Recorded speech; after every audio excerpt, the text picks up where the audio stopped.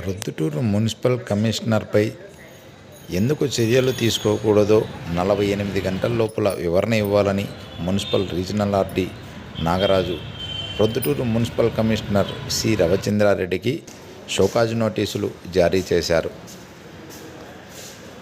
Municipal petrol bunk manager Praveen Kumar 1,23,00,000కు అవకతవకలకు పాల్పడితే విచారణ చేసిన కమిషనర్ ఈ విషయాన్ని ఉన్నతాధికారులకు ఎందుకు తెలియజేయలేదని ప్రశ్నించారు.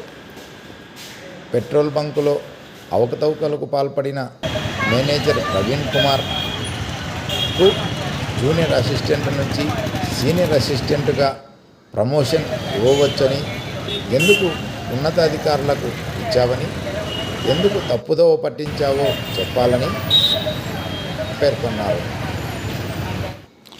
కొద్ది రోజుల క్రితం విచారణకు వచ్చిన municipal regional RD Nagaraju RD కార్యాలయ సిబ్బందిపై మున్సిపల్ కమిషనర్ దురుసుగా వ్యవహరించిన తీరుపై కూడా ప్రస్తుతం మున్సిపల్ కమిషనర్కి ఇచ్చిన షోకాజ్ నోటీసులో 19 అంశాలకు సంబంధించి వివరణ, వీటన్నింటినీ తెలియజేయాలని కమిషనర్కు షోకాజ్ నోటీసులో పేర్కొన్నారు.